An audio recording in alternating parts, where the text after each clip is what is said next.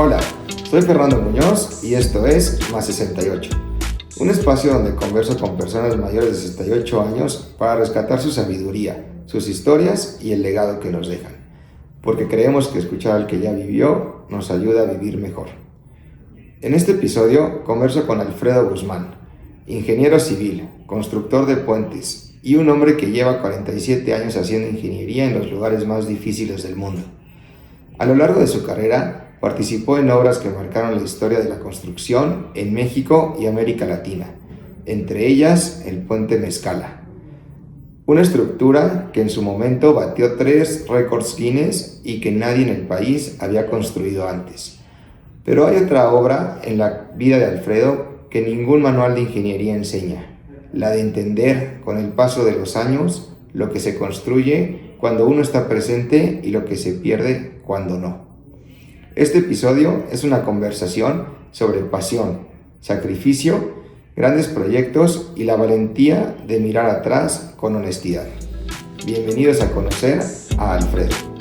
Alfredo, qué gusto y agradecerte por aceptar la invitación a venir a Más 68. Más 68, como sabes, es un proyecto que busca hablar con personas mayores de esa edad. Tú estás pasando el requisito, pero pues bueno, ya es una vida muy completa y ya nos platicarás de toda la experiencia que tienes. Y agradezco muchísimo a Claudia, tu hija amiga, que haya propiciado este evento. Muchas gracias por aceptar. No, al contrario, agradecido por la invitación. Y, gracias. Adelante. Me gusta empezar estas pláticas, que el invitado se presente un poquito. ¿Quién es Alfredo Guzmán? Pero no el ingeniero, la persona. Bueno, yo soy originario de Orizaba, en el estado de Veracruz, donde nací en julio de 1957. La mayor parte de mi infancia la pasé entre la ciudad de Orizaba y Río Blanco, Veracruz, donde estudié la primaria, la secundaria, y luego la preparatoria ya la hice en la ciudad de Orizaba, y posteriormente, pues con la intención de estudiar la carrera de ingeniería civil, tuve que emigrar al puerto de Veracruz para inscribirme en la Facultad de Ingeniería, donde tuve la oportunidad también de cursar la carrera de ingeniero topógrafo geodesta. Entonces, pues fue una excelente oportunidad para formarme ahí, ¿no? Con el paso de los años, bueno, pues ya logré concluir la carrera. Soy parte de una familia de 6 hermanos, Okay. donde los primeros 3 somos hombres, los 3 siguientes son mujeres. Okay. Curiosa combinación, ¿no? Sí. Y yo soy el segundo de la familia. Tengo un hermano que es mayor, que él es médico veterinario. Mi hermano, el que me sigue, es ingeniero hidrólogo con especialidades en los Estados Unidos. Estudió maestrías, doctorados. Algo le contagiaste. Y hoy día es científico, se dedica a varias ramas de la ingeniería. Luego tengo una hermana que es licenciada en economía con una maestría en econometría. Tengo una hermana, la que le sigue, Adriana, que ella es licenciada en sistemas, y finalmente mi hermana, la más chica, que ella es abogada con una maestría en temas de jurisprudencia y de temas electorales. Fíjate, una similitud interesante y todos preparados. Mi papá también es de Veracruz, de Tlacotalpan. También son 6, un poquito diferente la mezcla, 2 hombres y 4 mujeres. Pero ahorita que lo mencionas me hizo recordar eso. Y platícame, ¿cómo en esa vida en los 60s bajos en Orizaba? ¿Cómo se vivía ahí? Mira, mi infancia realmente yo la viví en Río Blanco, Veracruz, ¿no? Okay. No sé si tienes la oportunidad de conocer. Río Blanco es una ciudad enclavada entre puras montañas y cuya principal fuente de trabajo en aquella época era la Compañía Industrial de Orizaba, Sidosa, que era una industria textil pues muy importante, la más importante de la República, donde el 7 de enero de 1907 es paralelo casi a los eventos de Cananea en Sonora. Okay. Se da un evento de una huelga muy importante allá y donde el gobierno federal finalmente termina con una matanza ahí y se denomina Los Mártires de 1907. Es un pueblo pequeño, pero pues con mucha historia, ¿no? De hecho, en muchos libros de historia de México siempre aparece Río Blanco, Sí. por el tema de la industria textil. Mi padre era el pagador general de esa empresa y bueno, yo tuve oportunidad de trabajar ahí desde muy jovencito. Como te decía, yo ahí hice la primaria, la secundaria y ya después, pues porque en Río Blanco ya no había la posibilidad de estudiar nada más, tuvimos que emigrar para Orizaba, que prácticamente Están pegaditos. están pegaditos, ¿no? Te das cuenta cuando pasas de un sitio a otro. Y Algo ahí así como Córdoba y Fortín, ¿no? así es de cuenta, lo mismo que Córdoba y Fortín, ¿no? Entonces prácticamente son ciudades que están unidas. Y bueno, ya después, la única posibilidad que había de estudiar localmente en Orizaba, pues era el tecnológico, ¿no? De Orizaba, pero estaba más enfocado a carreras de químicos, farmacéuticos. Ok. Entonces, cuando tú tienes un enfoque diferente, pues ya tienes que emigrar, ¿no? O te ibas a estudiar a Veracruz o te venías a estudiar a México, la carrera de ingeniería civil. Claro. ¿Y cómo se vivía en esa casa de 6 hermanos? ¿Qué recuerdos tienes de tu infancia ahí en No, Río pues Blanco? muy lindos recuerdos. La verdad es que siempre recuerdo con mucho cariño mi infancia, ¿no? Yo creo que todos los que vivimos en esa época, en ese lugar, fuimos gente muy afortunada. Crecías libre, completamente en un entorno natural, lleno de montañas, de ríos, ¿no? Entonces, fuimos unos niños muy aventureros, nos gustaba mucho pues andar en bicicleta, subir a los cerros, andar en los ríos. Tenía yo un grupo de amigos con los que teníamos una canoa y remábamos siempre en los ríos de contraflujo, ¿no? La verdad que fue una infancia muy bonita, siempre la recuerdo con mucho cariño y creo que fui afortunado en haber tenido esa vida de niño, ¿no? Una niñez muy bonita, en donde, pues en esa época tú vagabas libremente por la calle, ¿no? Sin ningún riesgo. Sí, sin duda eran otros tiempos. ¿Y de dónde viene tu fascinación de la construcción o por qué estas habilidades de construcción se formaron ahí? Te agradezco la pregunta. Fíjate que en 1969-70, Okay. ¿sí? Cuando yo había ingresado ya a la secundaria, en esa época se construía la autopista de Puebla a Orizaba. Okay. Entonces hay un sitio sobre la propia autopista que está muy cerca a lo que es el Panteón de Río Blanco. Ahí hay una curva muy pronunciada. Sí. Y curiosamente hay una roca muy grande ahí. Siempre que paso con mis hijos, y mis hijos siempre dicen, tu piedra, papá, ¿no? Porque de jovencito yo me sentaba horas enteras, tardes enteras, a ver cómo construían la autopista, ¿no? Okay. Entonces de ahí yo creo que siempre tuve la intención de estudiar ingeniería y me fascinaba ver cómo operaban las máquinas, esto, lo otro. Pasaron los años, fíjate cómo es la vida de curiosa, y en 1981, ¿sí? Prácticamente 11, 12 años después, yo ya egresado de la Facultad de Ingeniería, tengo la oportunidad de ingresar a trabajar a Ingenieros Civiles Asociados, ICA, y me contratan para realizar los caminos de acceso al puente Coatzacoalcos II en Coatzacoalcos. Estuve muy poco tiempo en ese frente de la construcción de los caminos porque a los pocos meses me pasaron a la construcción del puente Coatzacoalcos II, que empezaba la construcción. La construcción había empezado en 1979, final del 79. Entonces cuando yo entro en el 81 a ICA, pues prácticamente se estaban haciendo apenas los trabajos de cimentación dentro del río Coatzacoalcos.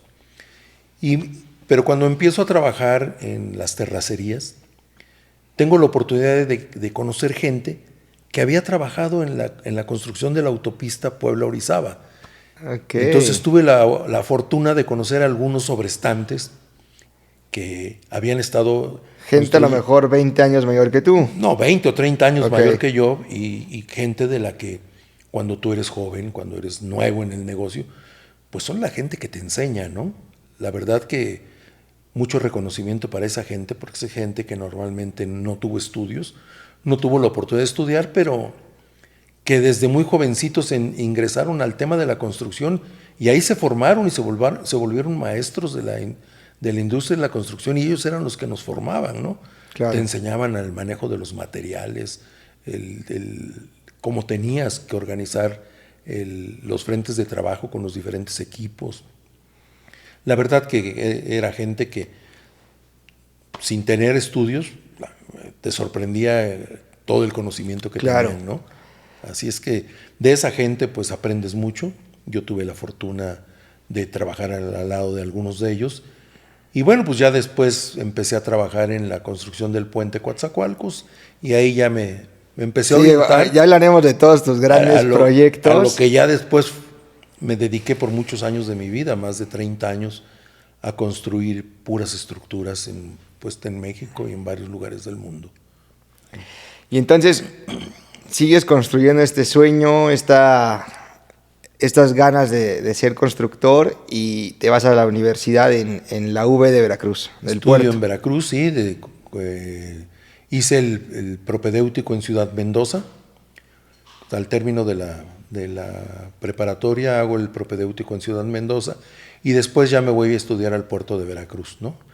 Ahí estudio la carrera de ingeniero topógrafo, ingeniero geodesta y también paralelamente estudio la carrera de ingeniería civil. Termino en 1978 y curiosamente yo salgo un miércoles cualquiera de septiembre del 78 y el lunes siguiente yo ya estaba trabajando aquí en la Ciudad de México en la Secretaría de la Reforma Agraria. La verdad que sin pensar, porque yo realmente salí el miércoles y el lunes ya estaba aquí en México trabajando. Fui afortunado en conseguir trabajo muy rápido. Uh-huh. Y hablas de que tu madre fue una de las personas más importantes en tu vida. ¿Qué tuvo que ver en toda esta formación o cómo es que tuvo esa relevancia? Sí, mira, realmente mi madre, que por cierto acaba de fallecer el 14 de febrero, fue un pilar para mí y para mis hermanos, ¿no? Un ejemplo de trabajo, de dedicación, de esfuerzo. Una gente que con sus propias limitaciones siempre nos impulsó a ser diferentes, a dedicarnos a trabajar, a ser buenas personas, a ser honestos, a ser muy compartidos, a ser una familia. Entonces, la verdad que para mí mi madre siempre fue un ejemplo de trabajo y de dedicación, ¿no? De esfuerzo. Entonces, pues, claro, ¿no? La formación sentido, ¿no? Sí. que dan tiene una injerencia total, ¿no? Sí, total, definitivamente. Es muy halagador siempre tener a alguien que te dice, tú eres muy bueno, lo haces muy bien, te ves muy bien, ¿no? Entonces, todas las porras. Es así, sí, alguien que siempre está atrás de ti, impulsándote y diciéndote tú puedes y claro que lo vas a lograr. Y si me explico, eso yo creo que fue fundamental para mi formación. Es que bonito honrarla de esa manera y que nos lo platiques así. Sí. Y bueno, tenemos a Alfredo recién graduado, llegando ya con chamba a México. ¿Y dónde conoces a Marcela? Fíjate que cuando te comentaba que en septiembre del 78 yo egreso de la facultad y 3-4 días después pues ya estoy trabajando aquí en México en la Secretaría de la Reforma Agraria. Y ese mismo noviembre a mí me dan la posibilidad de hacerme cargo de una comisión.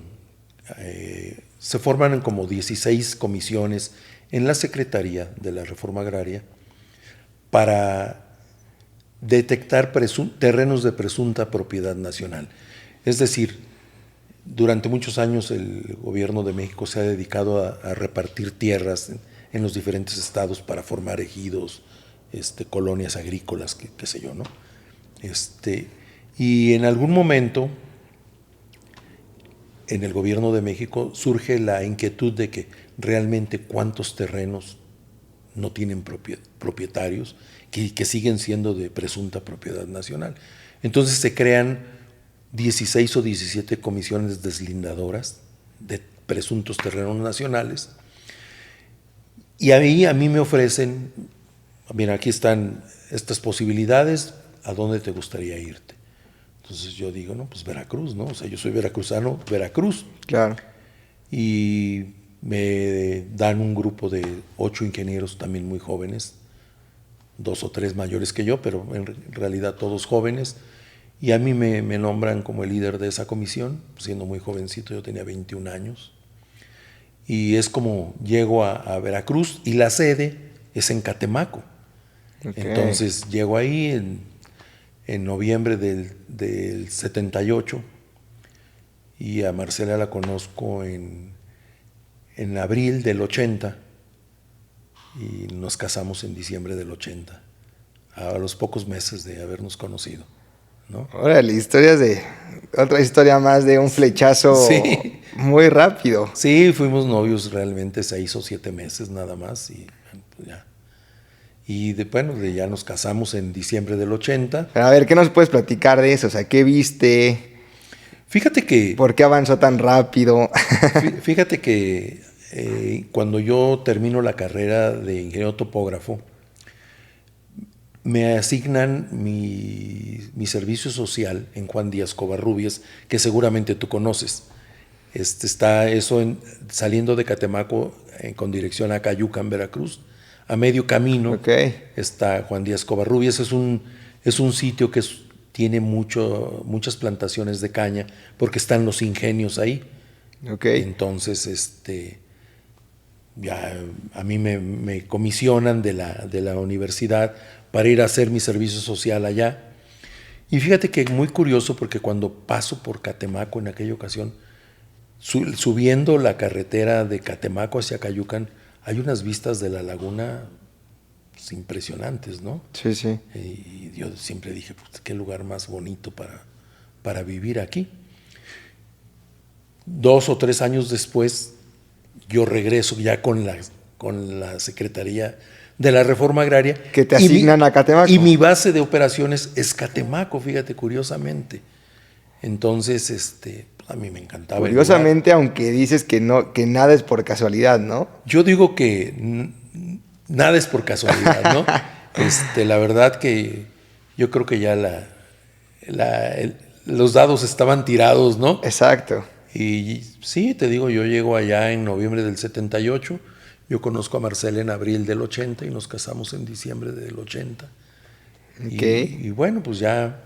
Y de ahí empezamos a hacer una familia, y yo en 81 dejo la Reforma Agraria y por azares del destino empiezo a trabajar ahí en ICA, pero en Coatzacoalcos, Veracruz. Entonces, para mí era muy fácil desplazarme entre Catemaco y Coatzacoalcos. Sí, está que par de horas, ¿no? Sí, estabas a 1 hora 40 minutos, entonces yo me iba los lunes muy temprano, 5:30 de la mañana, y llegaba a la obra a las 7:30.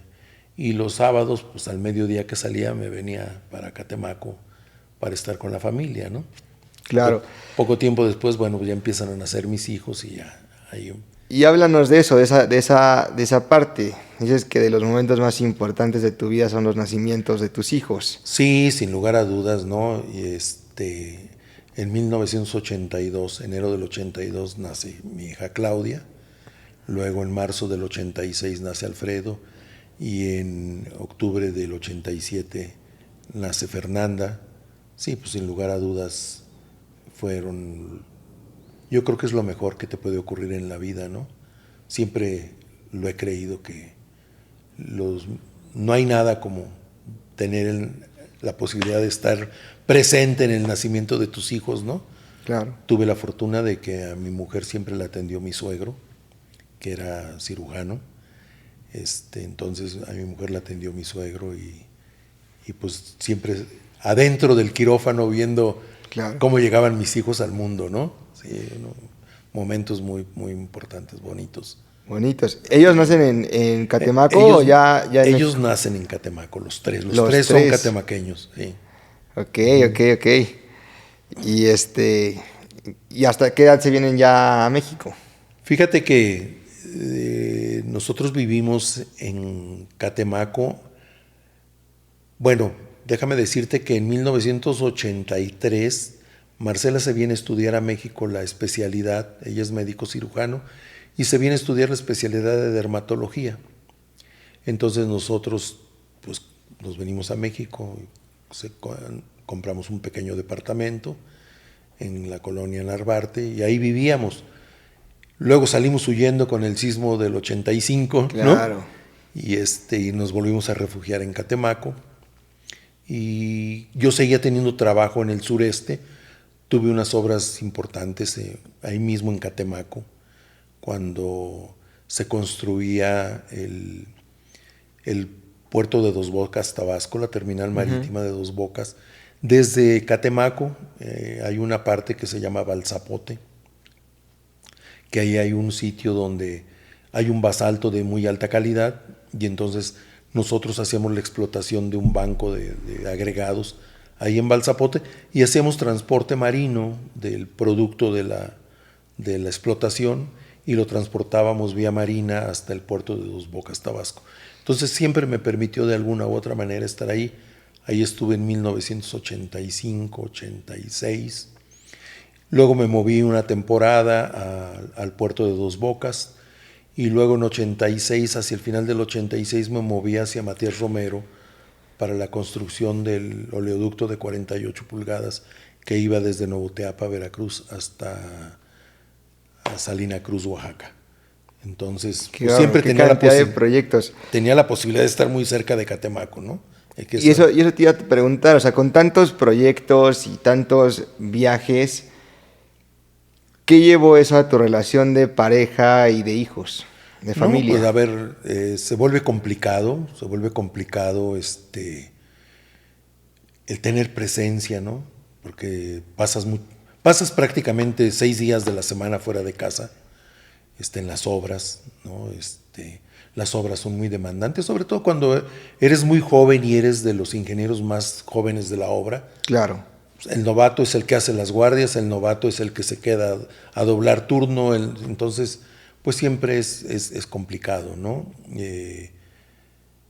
Y la verdad que yo en ese aspecto siempre fui un tipo al que le gustaba mucho el trabajo, la responsabilidad, y yo la enfrentaba siempre con mucho entusiasmo. Te das cuenta al final, al paso de los años, que ese entusiasmo a veces te cobra un precio, ¿no? Y el precio pues es la distancia, el estar lejos de la familia, el tener que perderte muchas cosas de tus hijos, temas como de familia, ¿no? Por muchos años de mi vida lo viví así. Después ya cuando en 1989 nos vamos de Catemaco, nos vamos a vivir a Chilpancingo, Guerrero, y entonces ya me llevo a mi familia conmigo, y ya dejo de viajar todos los fines de semana, ¿no? Okay. Para venir a verlos y luego para reincorporarme al trabajo. Y en esa época nos vinimos a vivir a Chilpancingo, Guerrero, cuando iniciamos la construcción de la autopista Cuernavaca-Acapulco. Y ahí estuve un buen tiempo en Chilpancingo haciendo la construcción de puentes desde un lugar que se llama Tierras Prietas hasta prácticamente Palo Blanco. Ahí hicimos particularmente yo era el encargado de la construcción de todos los puentes.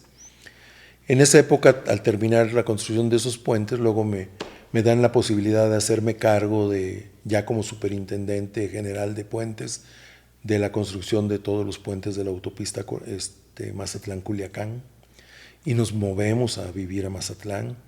Vivimos en el puerto ahí como cerca de 2 años. Pero ya te disfrutaba más la familia, ya ¿no? Estábamos más juntos, ¿no? Ya no se separaban cuando tanto. menos tenías la posibilidad de, aunque salía yo a veces muy temprano cuando todavía ellos dormían y llegaba yo en la noche cuando ya estaban acostados, pero bueno, siempre tienes la posibilidad de verlos todos los días, ¿no? Exacto.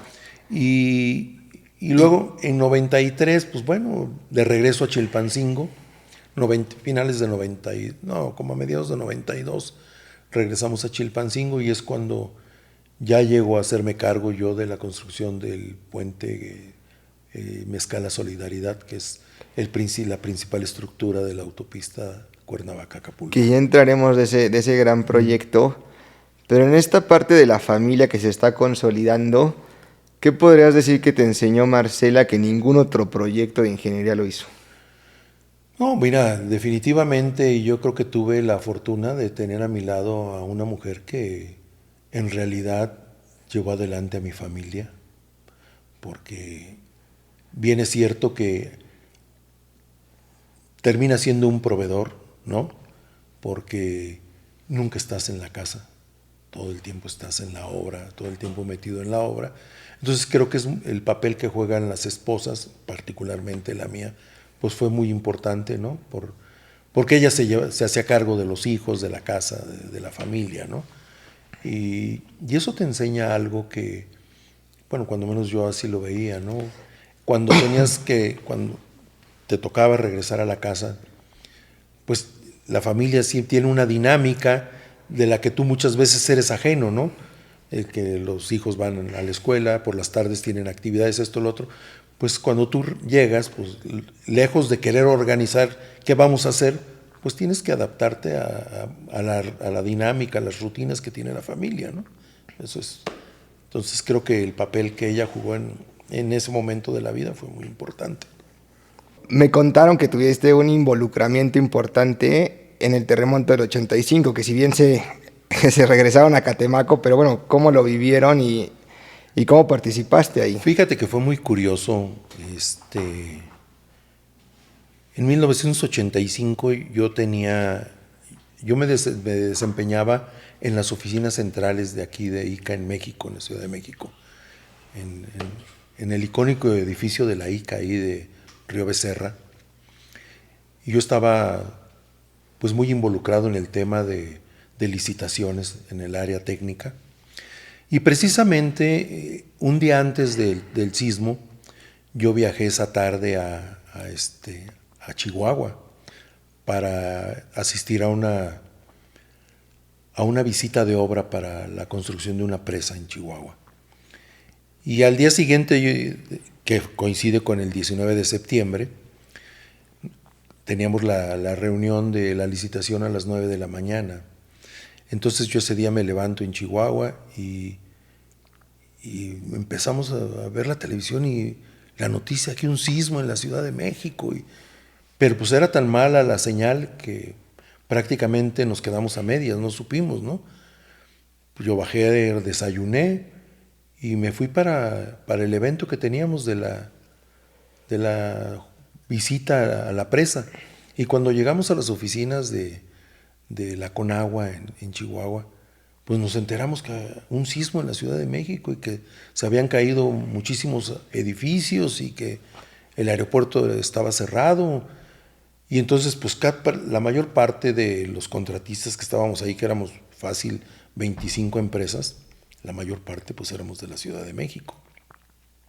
Entonces en ese momento pues todo el mundo quería regresar, ¿no? Regresar y saber de sus familiares. Claro, la visita se canceló, ya no hubo ni visita ni junta de aclaraciones, y entonces todo el mundo quisimos salir, pero penosamente pues no podíamos salir de Chihuahua porque el aeropuerto de México, las pistas estaban cerradas por revisión técnica, y yo por fortuna pude conseguir un vuelo a las 2 de la mañana del día siguiente, saliendo de Chihuahua, y llegué aquí a la Ciudad de México como a las 5:30 de la mañana debo haber llegado aquí a la Ciudad de México. Ya del 20. Del 20 de septiembre. Sin saber nada de los hijos. Sin saber nada de mi familia, ¿no? Entonces, pues la verdad que la comunicación en esa época era muy complicada. No es como hoy que había celulares y todo, ¿no? No había... Tú querías comunicarte por teléfono y prácticamente era imposible, ¿no? Entonces llego a México, tomo un taxi, llego a la casa, pues ya veo a mi esposa, veo a mi hija, ya me entero de cómo había estado la cosa. Y entonces ya me voy a la oficina, llego a la oficina. Pero pues, la ciudad de Chuncaus. Sí, la ciudad de Chuncaus, llego a la oficina como a las 11 de la mañana Y lo primero que me dicen, ¿qué pasó? ¿Dónde andabas? Pues en tal lugar, ¿no? Y fui a la visita. No, a ver, vente, ven. Y en ese momento me dicen, a ver, te toca tal frente de trabajo, ¿no? Nosotros como empresa tuvimos los 8 principales frentes de trabajo de la ciudad. Tuvimos el Hospital Juárez, tuvimos el Centro Médico Nacional, la Procuraduría General de la República, el Conjunto Pino Suárez, las costureras, no me acuerdo qué otros, pero a mí me asignan el edificio de Universidad y Casas Grandes, que era un edificio de 8 pisos, donde habitaban puras familias libanesas. Eran 8 pisos con 4 departamentos por piso, o sea, 32 departamentos. Y el evento, como fue muy temprano, pues muchas familias quedaron adentro, ¿no? No, terrible, terrible, la verdad que son de las cosas más difíciles que yo he enfrentado en la vida. Y bueno, pues me tocó ahí todo el día 20, todo el día 21 y el día 22 ahí sin moverme del sitio, trabajando en el rescate de las familias. Muy complicado, un evento complicado. Te puedo decir que nuevamente me tocó en el 17 y en el 19, ya de manera voluntaria yo participar en los rescates de los sismos. También me tocó participar en el rescate del desastre en la línea 12, donde colapsó uno de los claros y pues accidentó uno de los vagones, ¿no? bueno, de los convoys del metro. Uh-huh. Sí, la verdad que, bueno, son circunstancias de la vida, ¿no? Pero pues son cosas que... Pero podrías decir que el 85 te marcó para Sí, de ahí en adelante definitivamente ayudar en estos desastres, fue una ¿no? experiencia importante que pues después la apliqué en el sismo del 17 y en el del 19, apoyando ya de manera voluntaria en diferentes frentes de trabajo. Y la verdad que incluso en el 17 me dice mi hijo Alfredo, papá, tengo 2 amigos de ahí del TEC que queremos ir a ayudarte. Dijo, bueno, pues vamos, pues llegamos como a las 7 de la tarde ese día y para la 1 de la mañana dice, papá, yo creo que ya nosotros nos vamos. No sé cómo tienes estómago para estar aquí. No, la verdad es que sí. Son momentos muy difíciles, muy crudos, donde miras de frente a la muerte, miras a las familias, el dolor, pues el dolor de la gente que pierde a sus familiares ahí y lo importante que es para ellos el que tú puedas apoyarlos en recuperar a sus seres queridos. Te juro que eso es impresionante, no te lo podría decir, la satisfacción tan grande cuando tú le dices a alguien, aquí está tu familiar, ¿no? Claro. Tengo una escena que nunca se me olvida. Me acuerdo que cuando yo llego al edificio de Universidad y Casas Grandes y ya me hago yo cargo del rescate del edificio, se me acerca un señor, pues un poco mayor que yo, unos 3, 4 años mayor que yo, y me dice, ¿tú eres el ingeniero a cargo? Le dije, sí. Me dijo, ¿te puedo pedir un favor? Le dije, claro, con mucho gusto, dime qué se ofrece. Me dijo, ven, acompáñame. Y entonces nos acercamos a las ruinas del edificio que había caído. Los 8 pisos estaban pues caídos, y solamente se veía pues esta parte de la cabeza, ¿no? Y me dice, mira, ella es mi madre. Me dijo, te voy a agradecer que me ayudes a recuperar su cuerpo. Le dije, mira, no sé si eso lo hacemos mañana o pasado mañana o cuándo, pero ten la certeza que la vamos a recuperar. La recuperamos 3 días después. Y no sabes el agradecimiento de la gente, ¿no? O sea, son cosas que son muy difíciles de valorar en ese momento, pero que las entiendes cuando pasa el tiempo, ¿no? Y dices, el que tengas a alguien a quien llorarle es importante, ¿no? Alguien a quien despedir, alguien de... Claro. Y ahorita pensando, o sea, inclusive puede haber una conexión importante entre que pues, tú siendo ingeniero que construyes cosas por donde transitan millones de personas con la responsabilidad de que no se caigan, ¿no? Y ante un evento natural, pues tu respuesta es ayudar Sí, a mira, los yo creo que es demás, ¿no? importante, ¿no? Si bien te dedicas a la construcción, tienes muy clara la idea de cómo atacar un siniestro, ¿no? O sea, por ejemplo, cuando te enfrentas a un edificio colapsado, pues tú sabes por dónde entrarle, ¿no? La verdad que yo creo que en México hemos desarrollado una expertise importante en ese sentido. Creo ser parte de esa gente. Entender cómo enfrentar el seccionar una losa, cómo retirar las columnas de manera seccionada o cómo ingresar por los pozos de los elevadores, creo que pues es un expertise que vas adquiriendo producto de lo mismo, ¿no? Claro. Te puedo decir que con mucha admiración también recuerdo a un joven médico, no, si me preguntas quién es, no sabría, pero que en un momento muy complicado y él llegó a ofrecerse, me dijo, ingeniero, en qué puedo colaborar? Pues bueno, ayúdame por si encontramos a alguien pues todavía con vida o algo, ¿no?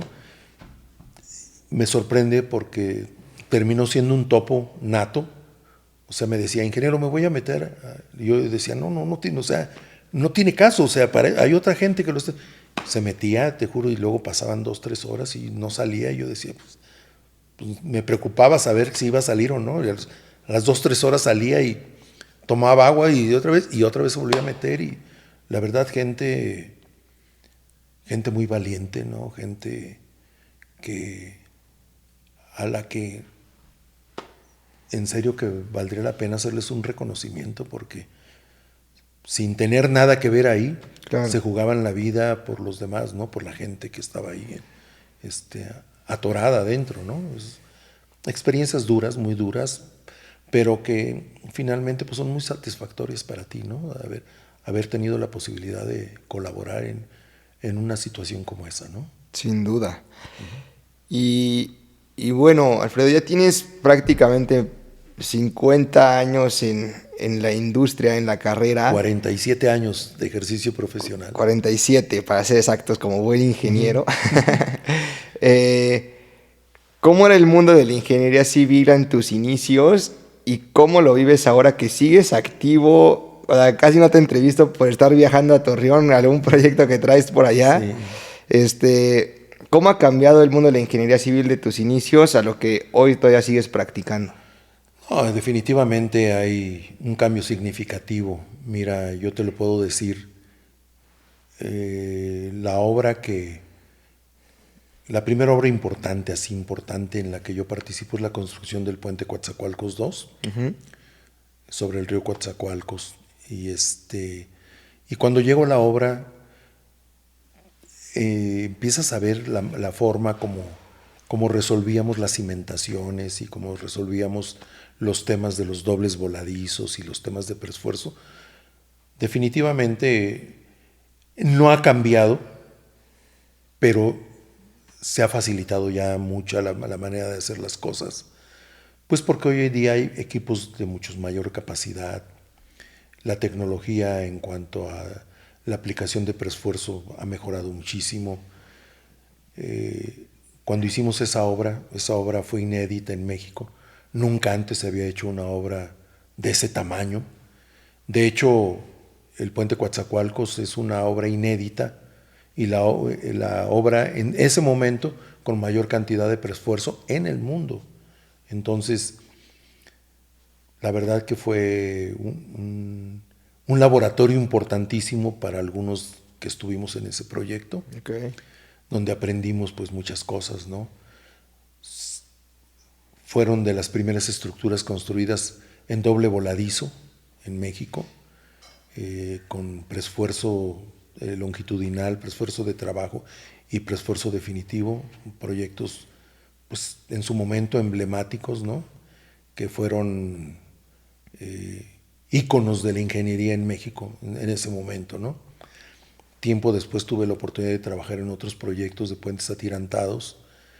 Tuve la oportunidad de estar también en otros lugares del mundo participando en ese tipo de puentes. Por ejemplo, tuve la oportunidad de estar en Argentina, en el Río de la Plata, en toda la identificación del punto de encaje y de desarrollo del proyecto del Puente Duarte en República Dominicana.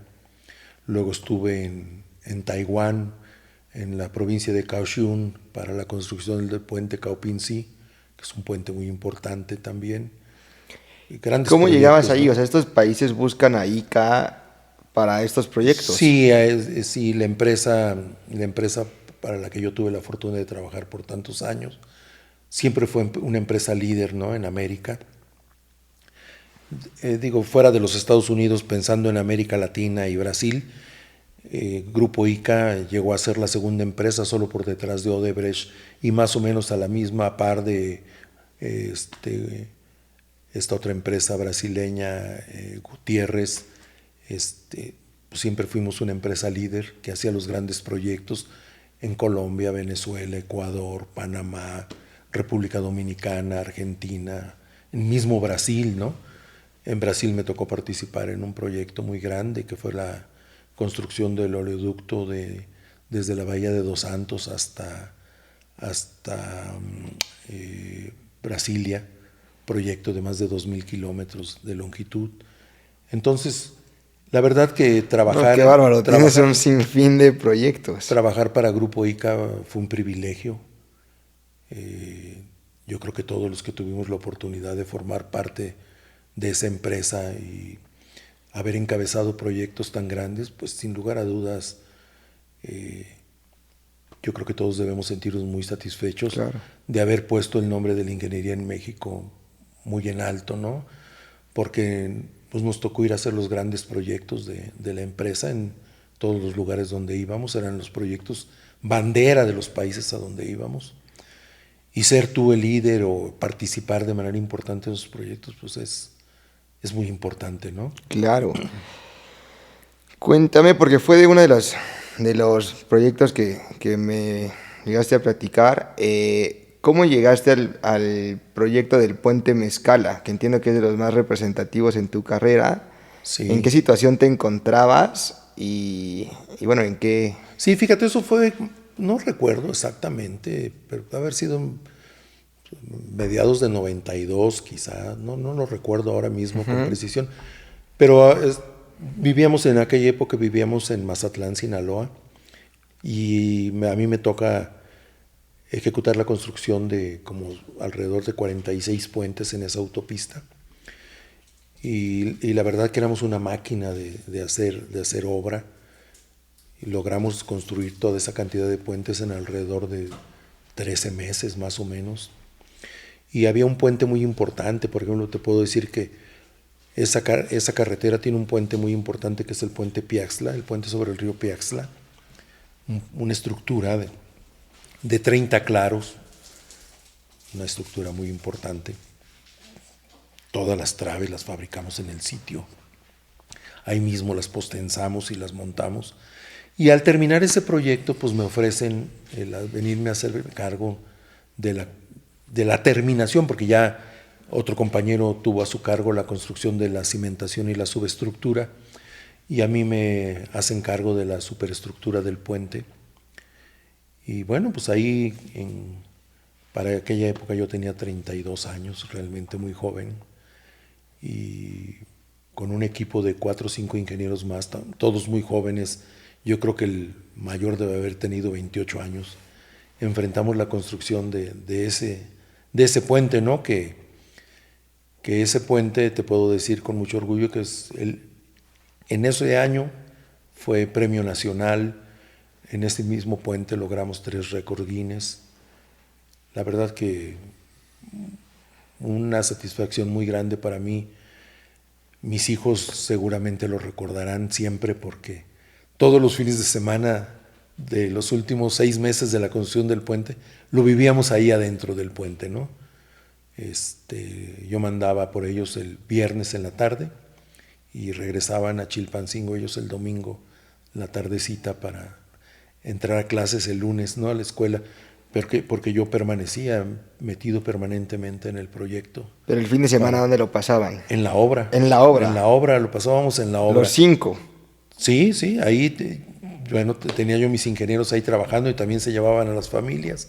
Teníamos campamentos ahí muy bien instalados, donde teníamos cancha de fútbol, de básquetbol, teníamos nuestro casino, comedor, sala de televisión, ¿no? Entonces, pues realmente había posibilidad de llevarte a la familia ahí y compartir con la familia de los demás compañeros. Importante entender este contexto, porque Sí. quienes no estamos en la industria de la ingeniería, o sea, son unas mega obras que se instalan ahí por años, ¿no? Sí, mira, en algún momento de la construcción del puente llegamos a tener pues más de 1,500 trabajadores acampamentados en el sitio, ¿no? Trabajábamos a dobles turnos de 12 horas todos los días de la semana, marchas forzadas para poder cumplir con la entrega del proyecto.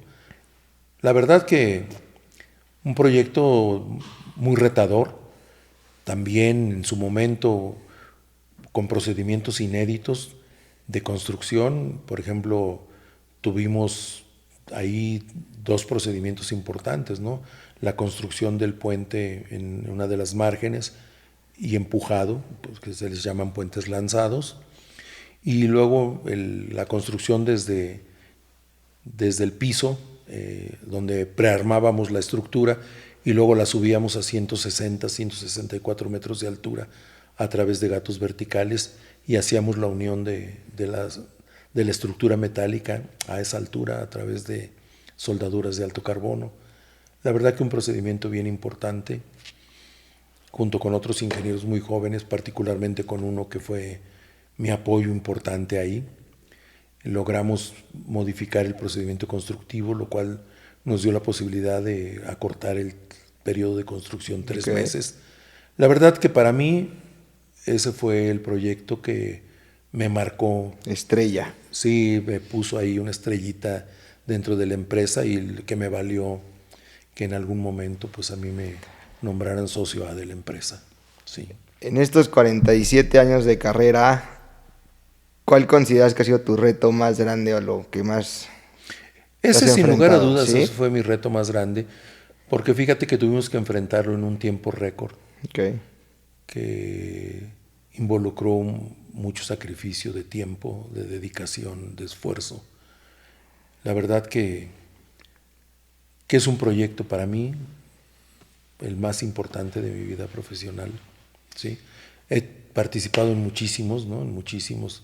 Nada menos ahorita vengo regresando de participar en la construcción del nuevo aeropuerto del Cusco en el Perú, donde yo era el líder, el project manager de un consorcio formado por una empresa coreana, que es Hyundai, los chinos de Sinohydro y una empresa chilena, peruana y Grupo ICA, donde la responsabilidad técnica pues estaba a cargo de ICA en mi persona, ¿no? Yo encabezaba ese consorcio, un consorcio donde se hablaban 4 lenguas, teníamos aproximadamente 14 diferentes nacionalidades en el proyecto, una obra, la obra bandera del gobierno del Perú en este momento, que penosamente, bueno, está detenida hace ya 2 años y medio por problemas técnicos, pero que pues es importante, la verdad, un proyecto significativo, muy bonito. Ese proyecto está en la zona del Valle Sagrado, no sé si conoces. ¿No? Está entre el Cusco y Machu Picchu, en un sitio denominado El Chinchero. Es muy cerca de Ollantaytambo. ¿Qué anécdota nos podrías contar? No sé, algún momento en tu carrera que estuvieras muy nervioso de que algo pudiera salir mal. Yo sé que tienes todo fríamente calculado, pero sí, algo que te haya puesto muy nervioso o noches sin dormir, algún... No, bueno, digo, si te puedo decir, Puente Mezcala me llevó 3, 4 noches sin dormir, 3, 4 días metido de lleno en el proyecto, ¿no? Recuerdo particularmente cuando iniciamos el colado de las losas entre el apoyo 3 y 4 y que empezamos queriendo bombear concreto a 145, 150 metros de altura en vertical, que se volvió muy complejo. Entonces, además con temperaturas de 47, 48 grados, eso te complica muchísimo lo que es el bombeo del concreto porque las tuberías son metálicas. El concreto durante el proceso de bombeo pues genera mucho calor, las tuberías calientes, entonces teníamos que mantener todas las tuberías frescas y a esa altura se nos complicó muchísimo. Después intentamos un bombeo en horizontal de cerca de 300 metros, también se nos complicó mucho. Y terminamos por subir el concreto a través de unas canastillas, unas bachas, y a través de unos buggies autopropulsados es como empezamos a meter el concreto en las losas. Ahí es una anécdota que, bueno, te lo puedo decir, solamente la gente que estuvimos ahí lo podemos platicar, ¿no? Fue verdaderamente complejo, pero finalmente lo pudimos resolver, implementamos un procedimiento, fue validado y adelante. O sea, sí salen imprevistos en esas Sí, megas obras. no, definitivo, no hay. O sea, tú puedes llevar los planos y decir que lo vamos a hacer así, Sí. o sea, pero salen imprevistos. No, muchísimos, ¿no? Ok, qué interesante. Son proyectos muy complejos, donde realmente te retan al ingenio, donde realmente haces ingeniería. Ok. Recuerdo otro cuando, por ejemplo, hicimos el corte de la nariz de empujado del lado del Caballete 1, en el cruce del apoyo 2. No, fue un momento que fue crucial para el proyecto, donde tuvimos que implementar ahí un procedimiento completamente arcaico para poder segmentar la nariz de lanzamiento y posteriormente montarla sobre el tren de lanzado y convertir esa nariz en una estructura de izaje, que fue realmente lo que nos dio la ventaja para poder vencer el programa del proyecto y terminar por adelantado. Fue verdaderos retos de ingeniería, verdaderos retos al ingenio. Uh-huh. Y por ejemplo, ¿qué sientes hoy cuando pasas por un puente de estos en los que tuviste que ver? No, pues una satisfacción muy grande, ¿no? Sobre todo cuando mis hijos, que estuvieron conmigo muchas veces, muchos fines de semana ahí en la obra, mi hijo particularmente anduvo conmigo subiendo a los armados a 246 metros de altura y subíamos literalmente por los armados. Me acuerdo que... ¿Qué edad tenía? Alfredo tenía 7 años. Claudia unos 9. 7, 8 años y le ponía yo su arnés y me lo amarraba yo a la cintura y porque él le decía yo, quédate y al rato vengo, pues yo subía a la obra a las 2, 3 de la mañana, ¿no? Entonces me decía, no papá, no me quiero quedar solo en la habitación. Entonces me lo llevaba, fíjate que era hasta irresponsable, ¿no? Pero sí lo llevaba bien sujeto a mi arnés y subía conmigo a la obra. Y entonces cuando tienes ya la posibilidad de pasar por los proyectos, ¿no? Porque además tu familia pues se familiariza con los términos y esto y lo otro. Claro. Y siempre decían, mira papá, tu puente, ¿no? O sea... Haciendo un huevo, ya fraguó. Sí. Y luego cuando tenemos la posibilidad de pasar pues con otros miembros de la familia o con amigos, claro. Y siempre la satisfacción de, mira, esta obra la hizo mi papá y mi papá estuvo a cargo de este proyecto, ¿no? Y la verdad que son satisfacciones importantes, son cosas muy bonitas, ¿no? Ahora, y que decías que tenías distancia, pero pues bueno, también con estos fines de semana y esta comunicación y que te entendieran desde la raíz de tu trabajo, que no todo es tiempo de tener un horario de 8 a 6 y verlos dormir, verlos diario, también que entiendan la pasión por un trabajo, ¿no? O sea, que vivan como creo que tú se los transmitiste, pues también es muy valioso, ¿no? Sí, yo creo que mis hijos tienen muy claro, ¿no? Que eso es lo que a mí siempre me apasionó, ¿no? La obra, claro. Los retos. Desde que era yo muy jovencito, siempre en las obras me gustaba involucrarme en los frentes más complicados. Siempre creí que entre más aprendiera yo en su momento, con el paso del tiempo, puedes vender mejor lo que sabes, ¿sí? Pasan los años, hoy día, pues bueno, yo ya tengo 68 años, hace casi 4 años que me jubilé, estoy pensionado, pero no dejo de tener la misma pasión por los proyectos, ¿no? Desde luego ya el enfoque es diferente. Tuve la fortuna de trabajar para una empresa donde había que perseguir la zanahoria para llegar a ser diferente a los demás, tener la posibilidad de alcanzar un reconocimiento y una posición en la empresa. Hoy es diferente. Hoy ya no trabajo por eso. Ya Claro. mis convicciones son diferentes, ¿no? Pero me gustan los retos todavía. Por ejemplo, en 2021 que acepté el reto de ir a construir el tercer aeropuerto más alto del mundo, porque es un aeropuerto que está a 3.986 metros de altura. ¿En qué ciudad? Está en el Bolivia. Chinchero, en el Perú. Cusco, claro. Sí, digo, nada más el hecho de vivir a 3.986 metros tiene su complicación. Claro. Y tener que pues ejecutar un proyecto de ese tamaño, en donde además el diseño estaba a nuestro cargo. Entonces muy, muy interesante, muy bonito.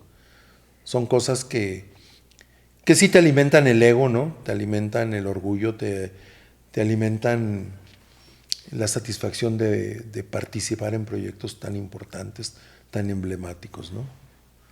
Claro. Siempre creo que el que diga que no te llena de orgullo, eso pues miente, ¿no? Mentira. Desde luego que sí es importantísimo eso. Ahora me llegaste a comentar previamente que sí, quizás uno de tus arrepentimientos en la vida es no haber pasado más tiempo con ellos, ¿no? ¿De Sí, dónde viene ese pensamiento? no, fíjate que no, no es un pensamiento, fue un reclamo de mi hijo. Fíjate que Ok.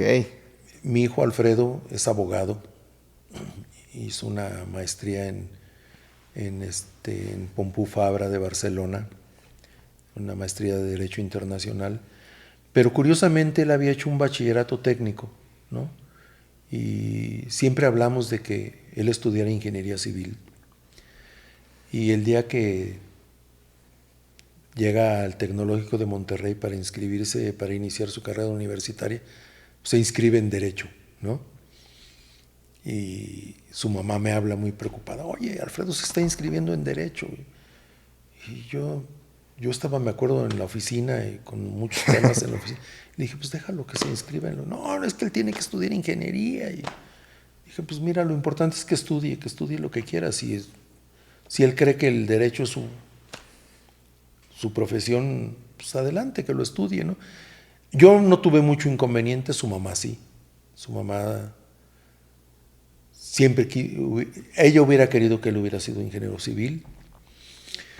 Pasaron muchos años, te puedo decir que eso fue hace pues, muchísimos años.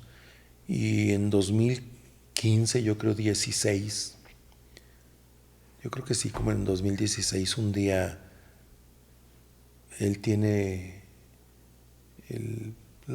pues se anima a decírmelo, ¿no? El valor de decírmelo y me dice, ¿quieres saber por qué no estudié ingeniería civil? Le dije, sí, me encantaría saberlo. Me dijo, porque yo no hubiera querido tener la vida que tú has tenido.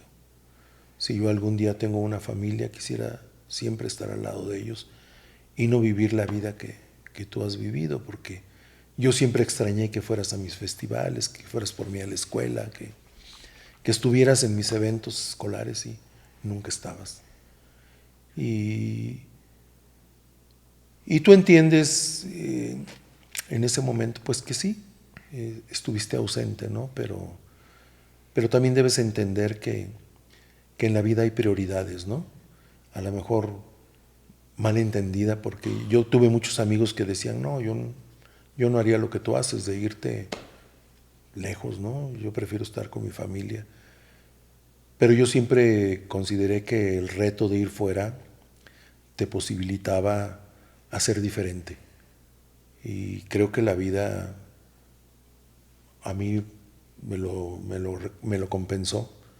Tuve la oportunidad de tener proyectos muy importantes manejados por mí, que creo que fueron producto de que siempre cumplí con mi trabajo, siempre lo hice bien, ¿no? Y eso creo que para mí profesionalmente fue importante.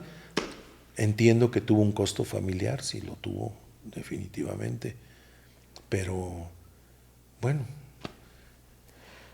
Digo, no no, puede ser tampoco, perfecto en la vida, ¿no? totalmente. Y digo, se me sale la lagrimita porque, digo, es fuerte, ¿no? Sí. Eh, Sí, el día que tuve la oportunidad de hablar con mi hijo ese tema, pues sí, los dos terminamos llorando, ¿no? Y fue un momento difícil, pero placentero al final, porque él pudo decir lo que sentía y yo pude tener la posibilidad de entender eso, ¿no? explicarle también en vida, Sí. ¿no? Y también digo, pues te veo fuerte, estás todavía joven, tienes ahora dos nietos, Sí. María y Alonso, que pues también puedes convivir desde otra perspectiva, ¿no? A lo mejor ya un poquito menos de chamba, ¿no? En la que todavía puedes dejar huella más firme, ¿no? Sí, fíjate que yo recuerdo perfectamente en agosto de 2021, cuando a mí de ICA me vuelven a buscar para ofrecerme el proyecto del Perú,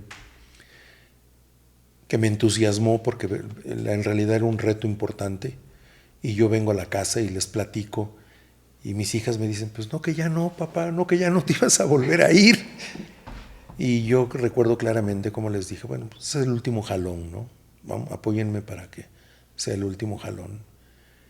Y bueno, como familia tomamos la decisión de que sí, y yo me voy nuevamente en 2021 al Perú. Pero eso fue muy bueno porque nos permitió que ellos viajaran. Yo no tengo claro ahora casi con claridad cuántas veces habrán ido, pero yo te aseguro que fueron 6, 7 veces a visitarme al Perú, y la verdad que fue una experiencia muy buena, gastronómicamente Claro. y de manera de hacer turismo. Yo creo que Ahora, todos estos viajes, Taiwán, Colombia, Argentina, te ibas solo. sí, me iba Marcela solo. no. No, era muy complicado porque, pues, O sea, digo, tus hijos ya tienen mis, 40 años. en esa época mis hijos ya estaban estudiando la preparatoria, la Exacto, universidad. no se Pues prestaba ya para no que te ya. puedes llevar a la familia, ¿no? Ya es muy difícil moverlos. Y además los proyectos, mira, por ejemplo, cuando me fui a Taiwán, curiosamente coincide que teníamos yo ya como 4 meses y medio de estar viviendo cuando viene la crisis del tigre asiático. Y entonces varios de los proyectos que teníamos, como el que era ese, el del puente Kaopinsi, y como era la presa de Bakum en Malasia, nos cancelan esos proyectos, ¿no? Entonces la gente que estábamos allá, pues frustrados porque tienes que regresar y dejas un proyecto inconcluso, ¿no? Pero bueno, pues imagínate tener que moverte con la familia a esas distancias, pues Claro. siempre es complicado, ¿no? Es complicado. Temas de idioma, ¿no? Pero yo te lo puedo decir, hoy te lo platico así de sencillo, pero llegar a vivir a Taiwán, Sí, no, es donde otra cultura. donde A comer fideos. donde todo mundo habla mandarín y tú dices, ¿qué es esto, no? O sea, y Claro. difícilmente encuentras a alguien que hable español. Entonces el trato tiene que ser con un intérprete que hable mandarín español, y eso es, Y en la chamba, con y mismos además, ingenieros. y además la filosofía del chino, ¿no? Yo te puedo decir que yo tenía todos los días reuniones de trabajo con 14 personas, 12, 14 personas, de los cuales solamente uno era un anciano. Todos los demás eran puros jovencitos.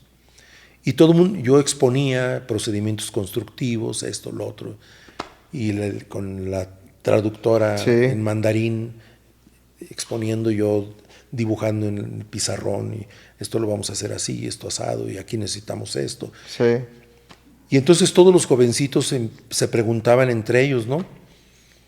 Pero al final le decían al viejo que estaba en la cabecera, y era el único autorizado para hablar conmigo. O sea, ni nadie de los jóvenes podía dirigirse a mí, ni yo podía dirigirme a ellos.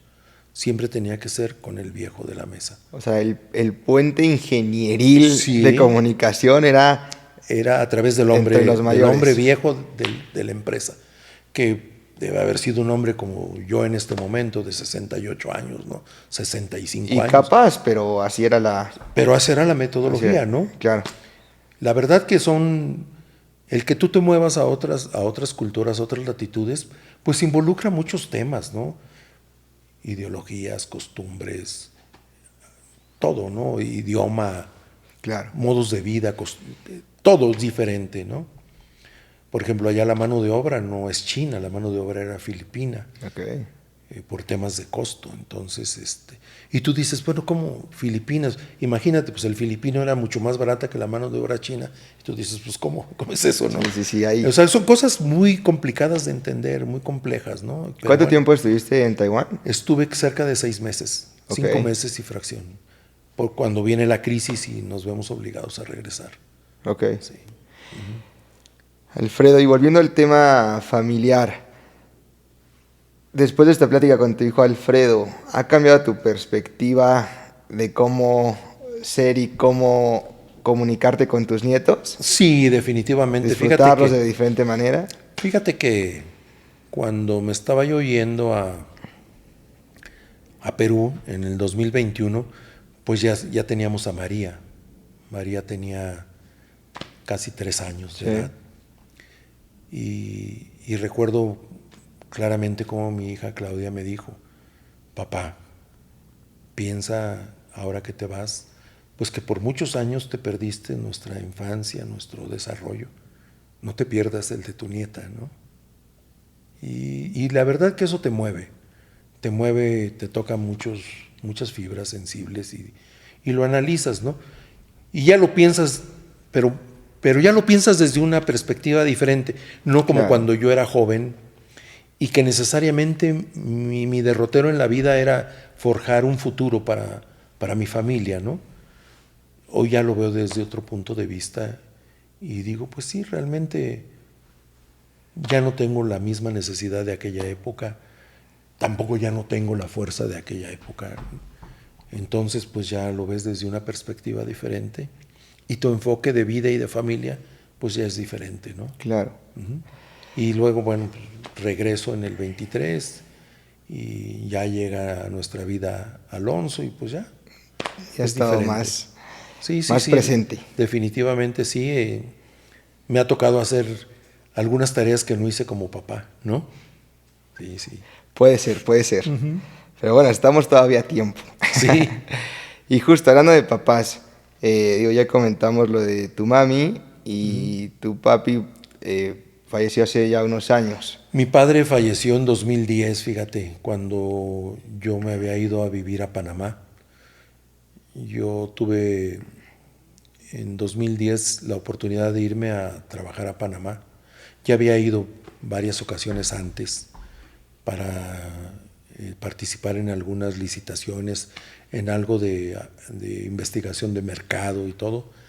Pero en 2010 pues me dan la oportunidad de irme a hacer cargo de construir la ampliación del Corredor Sur, una obra que nosotros habíamos construido del 96 al 99, que era la principal vía de comunicación de Panamá en ese momento, que va de la ciudad de Panamá al aeropuerto del Tocumen, uh-huh, que tiene un tramo marino importante.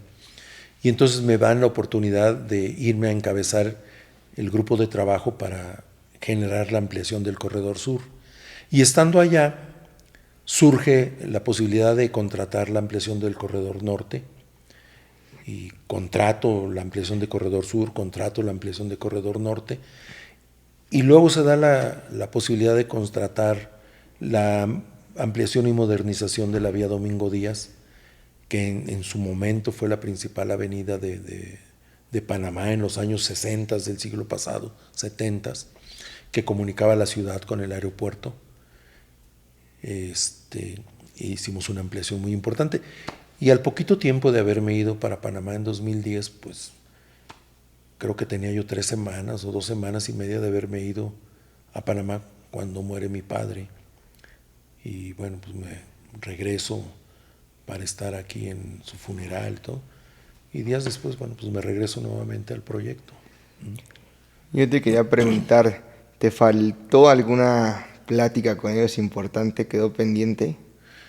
Sí, yo creo que sí, mira, aunque yo fui muy cercano a mi padre siempre, pues, yo creo que yo me fui muy jovencito de mi casa, de la casa materna, ¿no? De la casa paterna. Ujú. Yo me fui a los 17 años y me fui para realmente no volver nunca, porque pues yo me voy a los 17 años y a los 21 años termino de estudiar y La 4 días chamba después rápido. empiezo a trabajar Claro. y al poco tiempo me tengo la oportunidad de iniciar a trabajar en ICA y luego empieza pues el peregrinar, ¿no? De aquí para allá, una obra, otra, una ciudad, otra.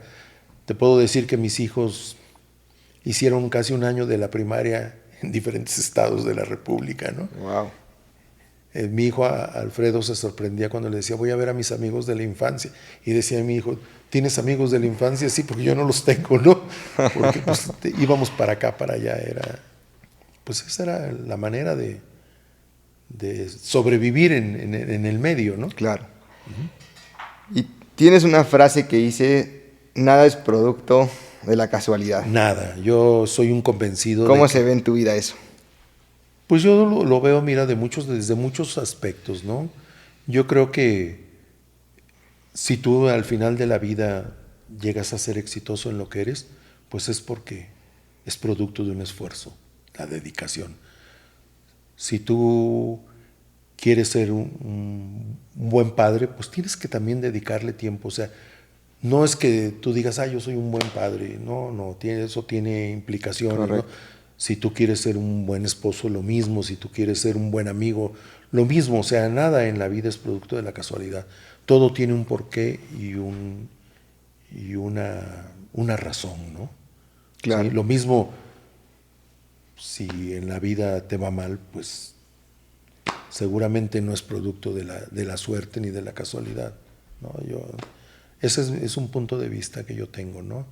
Y también tengo otra frase que digo que nada es imposible, siempre y cuando tengas la orientación y el compromiso para enfrentarlo, ¿no? Yo te puedo decir que no creo haber sido un muy buen estudiante, pero creo que siempre fui un buen ingeniero. Fui un tipo que se involucraba en las problemáticas y en las soluciones de los proyectos y bueno, el tiempo creo que me dio la razón. Y es acorde con esta congruencia, ¿no? Sí, sí, sí, ser congruente, ¿no? La manera de cómo piensas, cómo actúas. Tuve la fortuna en algún momento de mi vida de ser profesor invitado de la UNAM para dar clases en la División de Educación Continua de la Facultad de Ingeniería para maestrías y tuve la oportunidad de, junto con la UNAM, pues ir a diferentes lugares, diferentes universidades de la República, institutos de diferentes países, a dar pláticas, a dar conferencias, a participar en simposios, en diplomados, ¿no? En la formación de estudiantes de ingeniería, de arquitectura, en pues, temas de materia de construcción. Ajá. Algún tiempo trabajé mucho en desarrollar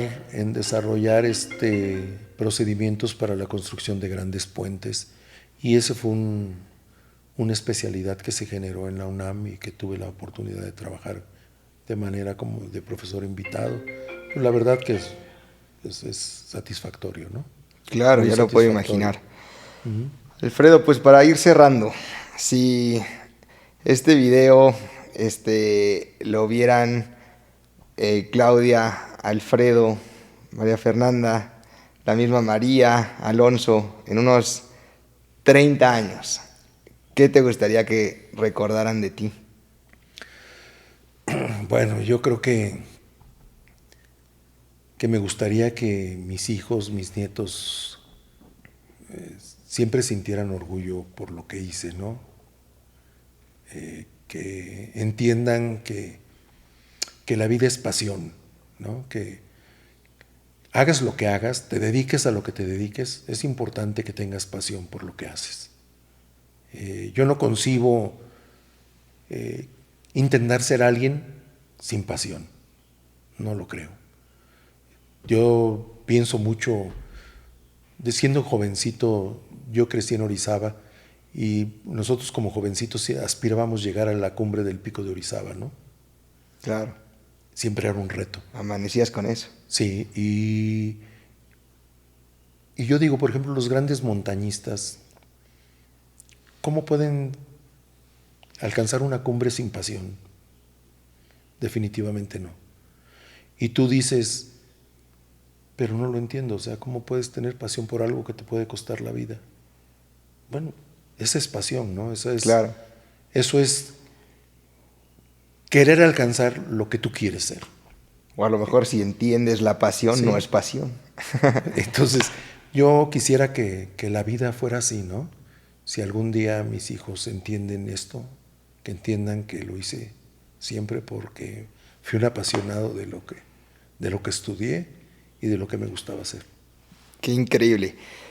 Pues justo así quería cerrar. Qué historia, qué pasión. Se ve que con todo lo que platica, los detalles, cómo recuerdas cada instante de cada una de las obras en las que participaste.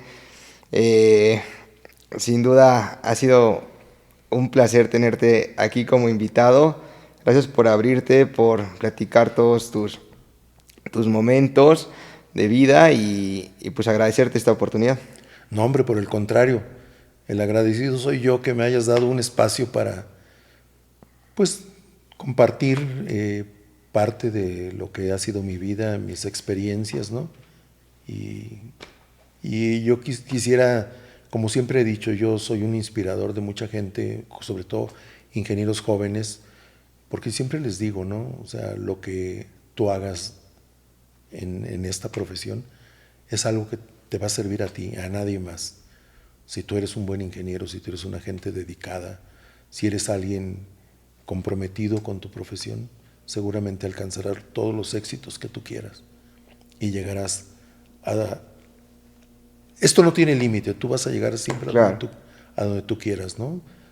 Pero insisto, creo que esto requiere de mucha pasión y de mucha dedicación. Qué bonito. Muchas gracias, Alfredo. No, hombre, gracias a ti. Gracias por la entrevista.